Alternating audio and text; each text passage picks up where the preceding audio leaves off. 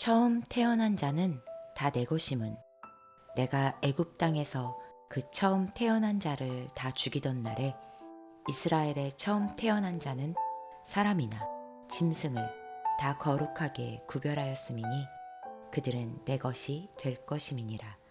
나는 여호와니라.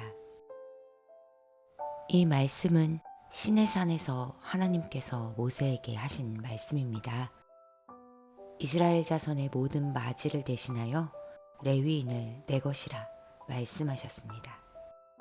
그리고 레위인을 이스라엘 자손 중 아론과 그의 아들들에게 온전히 맡기셨습니다. 하나님께서 레위인을 내 것이라 부르심은 레위인의 특별성이 아닌 이스라엘 전체를 향한 부르심이며 하나님의 구원 백성에 대한 거룩과 연결되어 있습니다. 레위인을 구별하여 세우실 때 출애굽의 10번째 재앙이었던 장자의 죽음과 이스라엘의 유월을 기억하게 하시는데요.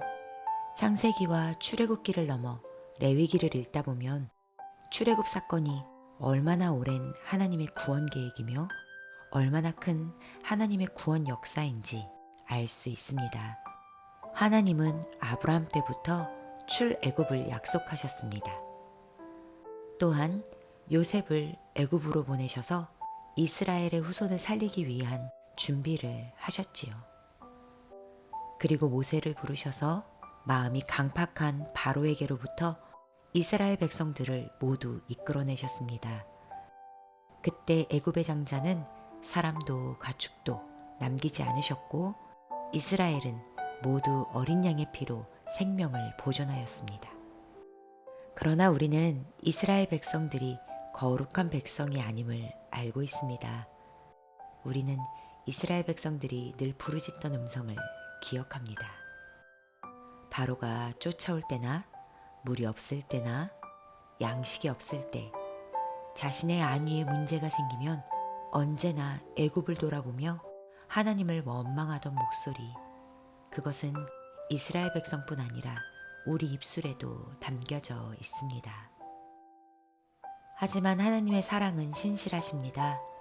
이스라엘 백성과 함께 하시기 위해 더 가까이 거하시기 위해 성전을 짓게 하시고 거룩치 않은 이스라엘 백성들을 거룩하게 하시려고 제사와 제사장을 세우시고 모든 백성의 수를 하나하나 세시며 하나님의 군대로 세우시고 다시 한번 변함없는 사랑의 고백을 들려주십니다. 레위 지파를 내 것이라 부르심은 지금까지 또한 앞으로 이스라엘 백성들이 지을 수많은 죄들, 즉 하나님을 향한 배신과 원망, 불순종을 하나님은 다 아시기에 거룩하게 하시는 통로 역할을 이들로 감당케 하신 것입니다. 한 지파를 향한 특권이 아니라 이스라엘 백성 모두를 여전히 거룩한 백성으로 세우시기 위해 또 여호와 하나님을 향한 예배자로 부르시는 하나님의 사랑의 음성인 줄을 깨닫습니다. 오늘을 살아가는 우리도 주 예수 그리스도의 십자가 보혈로 말미암아 죄 사함을 얻고 이를 믿음으로 하나님의 거룩한 자녀가 되었습니다. 하나님은 그날의 이스라엘에게도 오늘의 우리에게도 이와 같이 축복하십니다. 여호와는 너에게 복을 주시고 너를 지키시기 원하며 여호와는 그의 얼굴을 너에게 비추사 은혜 베푸시기를 원하며 여호와는 그 얼굴을 너에게로 향하여 드사 평강 주시기를 원하노라.